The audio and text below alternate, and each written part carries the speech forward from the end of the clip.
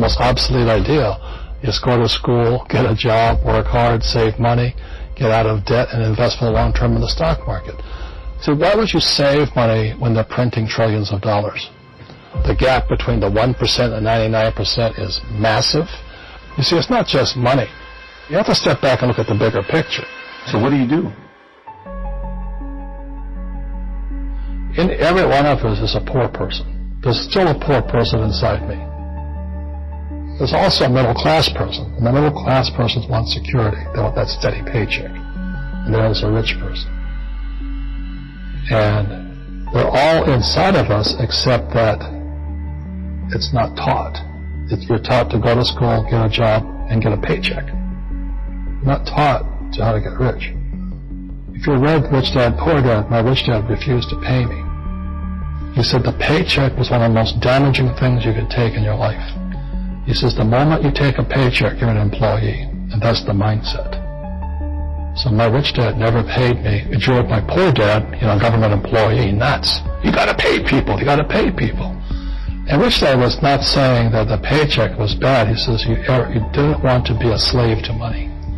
So as an entrepreneur, if Rich Dad folded, I just started another company. I don't need a paycheck.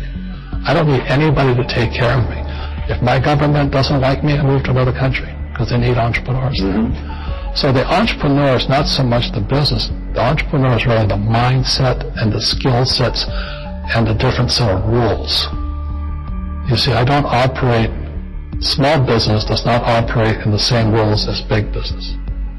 Entrepreneur is a mindset first, a skill set, and rules. And depending upon whether you're an employee or small business, the rules are different. The mindsets are different. The skill sets are different. If you could say one thing to somebody who's never been an entrepreneur and they're thinking about making the leap of faith into becoming an entrepreneur, what could you tell them? Well, I'll just tell them the same thing that happened to me. My last paycheck, I still remember it clearly. It was one of the worst and the best days of my life. And I was in Puerto Rico. I was working for Xerox. And my boss gave me my last, it wasn't a paycheck, it was a bonus check. I think it was about $30,000 taxable. That's the only problem with that. So I got this check and I went, holy mackerel. So I was excited, but I was also disturbed. And so this other guy comes up to me, his name was John, and John says to me, he says, you're going to be back. I said, why? He says, because you're going to fail. I looked at him and said, look, few expletive words, because that's what he did. He left Xerox, failed, and he came back. And I said, look, you failed and you came back, but I'm going to fail and I'm never coming back. And that's the attitude. Do you know what I mean? If you say, well, if I fail, I'll go back to mommy and daddy, then that's what you'll do. So if you fail, that's when I became an entrepreneur, because I had no money. I had no money for years. I didn't have a paycheck. But that's what my rich dad encouraged me to do. He says, when you don't have this paycheck, you get hungrier, smarter, and it's a test of your character. Will you become a crook? Will you become dishonest? Will you cheat and steal? Or will you become a better human being? So really, that's the benefit of becoming an entrepreneur, is you really find out who you are when you don't have anything. So you always have to look at the big picture. Too many people look at, well, what's going to happen to me? When you look at the big picture, you're also going to know that when something bad happens, something good's going to happen. But you got to prepare for whatever is coming.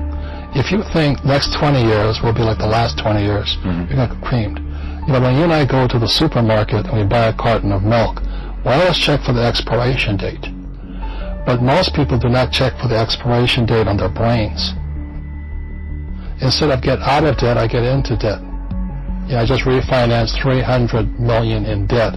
I went from 5% to 2.5% interest. I made a fortune.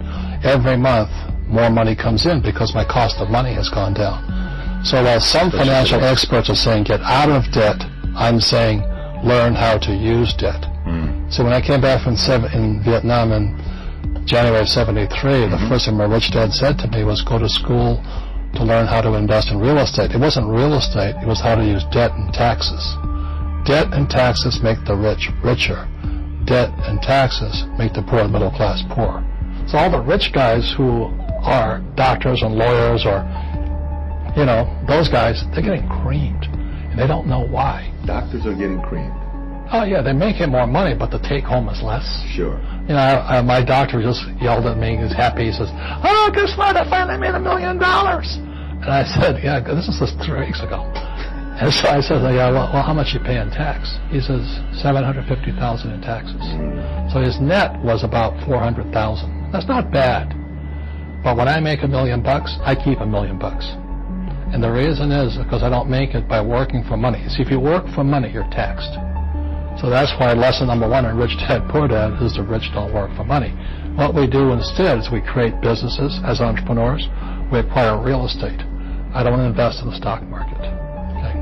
So the reason is because as entrepreneurs, I have more control over my income, how much I make, and how much I pay in taxes.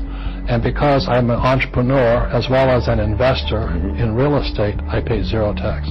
So every time I make, let's say, $1 million as an entrepreneur, I immediately invested in real estate and I have a 4-to-1 step up. So I put $1 million in real estate, I get $4 million from the bank. That's why I love banks. But the banks are screwing everybody else, terrible. But it's good for me.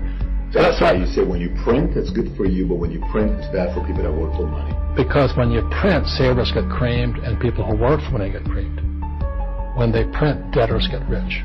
You see, debt and taxes make the rich richer, and debt and taxes make the poor middle class poorer. When we have obsolete ideas, we get obsolete results. So what's happening for most people, the idea of going to school, getting a job, working hard, saving money, getting out of debt, buying your house because it's an asset, and investing for the long term, is obsolete. The world has changed. The world changed in 1971 when President Nixon took us off the gold standard, and money became debt. What if we get rid of school? Then what would happen? Would it be better if we had no educational system at all? No, I'm saying education is more important before. It's just obsolete. There's Moore's Law which states information doubles every 18 months. In other words, everything's obsolete 18 months. So, and this is just a recent phenomenon. So when you come out of school, you're already obsolete. And that's why I'm the old guy, I meet my friends who went to Harvard. They say, I went to Harvard. I said, yeah, that was how long, 50 years ago? Today, the banks are charging you interest to save money. In other words, banks don't want your money because they printed too much of it. And that's why there's these bubbles in stocks and bubbles in real estate and all this. People are dumping the cash because, as I said in here, savers are losers and cash is trash. And yet people, I want a high-paying job. Well, that's an obsolete idea. Get out of debt is an obsolete idea. You should learn how to get into debt, how to use debt to get rich, and they'll never teach you about taxes. The reason the 1% is way up here and the 99% are going this way is because when you print money, 2 things happen, inflation and taxes. It's crushing it. And any entrepreneur thinks, I'm just going to make money, I'm going to start a business and make a lot of money because of what we talk about, they really have got to smell the roses, man. That's not what the real entrepreneurs are doing. Most entrepreneurs, there's 28 million small business owners in America. 24 million are what are one-person entrepreneurs. They're called non-employee entrepreneurs. So and that's what happens is when people don't really understand what an entrepreneur does. So most people are self-employed, but they're not really entrepreneurs. The self-employed pay the highest taxes of all, and nobody tells them that. Yeah, it's also called the entrepreneurial spirit. But what we were actually talking about was there's no such thing as a bad economy.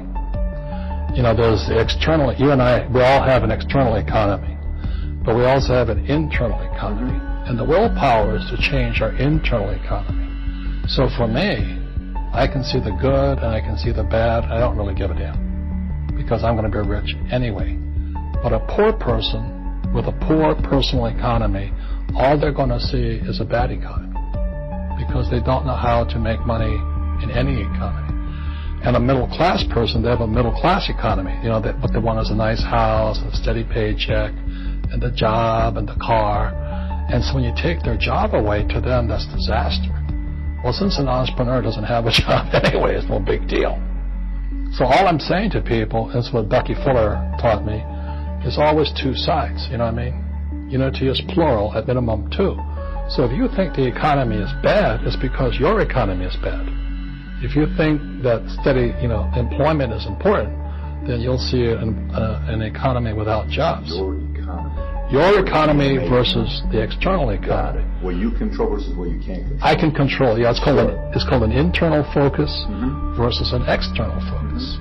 So the real entrepreneur has an internal focus. That if they fall down, they say, "Oh, this is good, because I'm going to go up higher." The average person will fall down and say, "Oh, I'm going to take some Prozac." Or somebody has a mistake, so all the mistakes don't matter. Well, mistakes matter. It means you didn't know something. But a real entrepreneur, whether they fall down, they always can go up. They can stand back up and go higher. And no matter what happens to them, they get stronger and better and smarter and happier. But a person with a weak internal mindset is that they're so afraid of what happens, it generally happens. Like, people who are afraid of losing their jobs, they generally lose their jobs. You know what I mean? Yeah. So everything comes through you. Yeah, so the entrepreneur first job is to control inside here, not outside there. The moment you take that paycheck, you're an employee. You've got to be stronger than that. It's about inside control.